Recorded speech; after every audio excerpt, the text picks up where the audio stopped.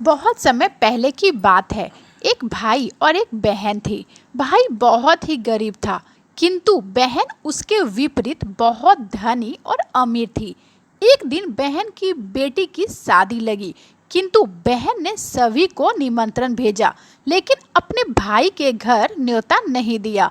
जैसे तैसे भाई को मालूम होता है कि उसकी बहन की बेटी की शादी है। ए जी, सुनती हो? हमारी भांजी की शादी तय हो गई है, मुझे वहाँ जाना चाहिए। ठीक है जी, आप ही चले जाइए, मैं बच्चों को लेकर घर पर ही रहूँगी। वैसे भी हमारे पास कुछ ढंग के ना तो कपड़े हैं और ना जूते चप्पल। आपकी बहन के सासरे वाले क्या बोलेंगे, इसलिए आप अकेले ही चले जाइए। हाँ, और ये कुछ कपड़े और चूड़ियाँ हैं, ये हम लोगों के तरफ से अपनी भांजी को दे दीजिएगा। केशव सामान लेकर अपनी बहन के घर चल देता है। पैदल चलते चलते वो पसीने से लथपथ होकर अपनी बहन के घर पहुंचता है। केशव की बहन उस समय छत पर ही खड़ी थी। वो अपने भाई को आता देख शर्मिंदा हो जाती है। फटे पुराने धोती कुर्ता, हाथ में एक थैली और सर पर गंदी पगड़ी देखकर वो घर में काम करने वाले नौकर को बोलती है, अरे रामू सुन, वो जो धोती कुर्ते वाले पुराना फटा कपड़ा पहन के आया है ना, उसे अंदर आने मत देना। उसे कुछ बोल चाल के यहाँ से भगा दो, समझा? हाँ मालकिन, अभी जाता हूँ। ओ भाई, कौन हो तुम? चलो चलो जाओ यहाँ से। यहाँ क्यों आए हो? किससे मिलना है? मैं सुमन से मिलने आया हूँ, मैं उसका भाई हूँ। सुना है कि मेरी भांजी की शादी है, इसलिए आप लोग इतना घर द्वार सजाया है ना, और ये लाइट बत्ती लगाई है आप लोगों ने। मैं उसका मामा हूँ, मुझे अंदर जाने दो। अरे भाई, तुम्हें अंदर आने की इजाज़त नहीं है। मालकिन ने तुम्हें अंदर आने से मना किया है। उनकी आज्ञा के बिना मैं तुम्हें अंदर आने नहीं दूंगा। क्या बोल रहे हो तुम? मालकिन यानी कि सुमन मालकिन ने तुम्हें कहा है कि मुझे अंदर नहीं आने देना है? हाँ हाँ, मालकिन का यह सख्त आज्ञा है कि तुम अंदर नहीं आ सकते। चलो जाओ यहाँ से, पता नहीं कहाँ कहाँ से मुंह उठाकर आ जाते हैं। इतना सुनते ही केशव वहाँ से वापस लौटने लगता है। उसके आंखों से आंसू बह रही थी। उसे विश्वास नहीं हो रहा था कि उसकी बहन ने उसे दरवाजे से ही लौटा दिया है।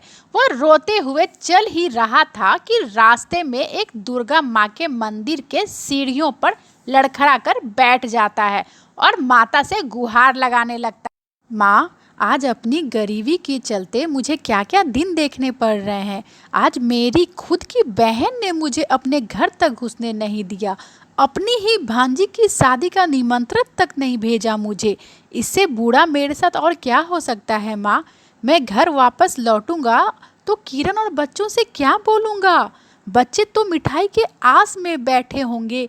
माँ, आप तो सबके दुख दूर करती हैं, फिर आप ही बताओ मैं क्या करूं? मैं अपने बच्चों और पत्नी के सामने क्या मुंह लेकर जाऊं माता? इतना बोलकर केशव माता रानी के आगे जोर जोर से रोने लगता है कि तभी दुर्गा माता उसके सामने प्रकट होती हैं और बोलती हैं, केशव उठो, इधर देखो, तुम्हें मुंह छिपाने की जरूरत नहीं है। माता, आपने मुझे गरीब को दर्शन दिए। माता, आपने मुझ जैसे गरीब दुखियारे को दर्शन देकर मुझे आज धन्य कर दिया। माता, आपके चरणों में मेरा कोटि कोटि प्रणाम। माता, मुझे अपने आंखों पे विश्वास ही नहीं हो रहा है माँ कि आप मेरे सामने खड़ी हैं। केशव, हाँ मैं। सुखी रहो पुत्र, तुम चिंता मत करो, तुम खाली हाथ घर नहीं लौटोगे। ये लो केशव, ये 2 पोटलियाँ हैं, इसे घर जाकर ही खोलना। आज से तुम्हारे सभी कष्ट दूर हो जाएंगे। तथास्तु। इतना बोलकर माता वहाँ से अंतर ध्यान हो जाती हैं। केशव भी दोनों पोटलियाँ लेकर घर पहुँचता है तो बच्चे और किरण जल्दी जल्दी उसके पास आ जाते हैं। बाबा बाबा, अब क्या लेकर आए हैं बुआ के घर से? बुआ ने क्या क्या दिया है हम लोगों के लिए? बाबा दिखाओ ना, इस पोटली में क्या है? हाँ हाँ, रुको तो दिखाता हूँ। केशव ने जैसे ही पोटली खोली, उनमें बहुत सारी तरह तरह की मिठाइयाँ थी। बच्चे बहुत खुश हो जाते हैं, बच्चे मिठाई लेकर खाने भी लगते हैं। फिर किरण वो दूसरी पोटली खोलती है जिसमें से हीरे जवाहरात, सोने चांदी और एक बोलने वाली जूती निकलती है। ए जी, ये सब इतना कुछ आपकी बहन ने भेजा है? आपने अपनी बहन से इतना कुछ क्यों लिया? केशव कोई जवाब नहीं देता है, किंतु इतने में वो जूती बोलती है। हाँ, बहन तो घर के अंदर भी नहीं आने दिया भाई को। ए जी, ये जूती क्या बोली? ए जी, मुझे सच सच बताइए कि ये जूती क्या बोल रही है, मुझे कुछ भी समझ में नहीं आ रहा है। अब तुम्हें क्या बताऊं किरण, ये सारा कुछ जो तुम देख रही हो ना, ये सब मेरी बहन ने नहीं बल्कि दुर्गा माँ ने दिया है मुझे। जब मैं थका हारा अपनी बहन के घर पहुंचा तो उसने मुझे घर के अंदर आने भी नहीं दिया।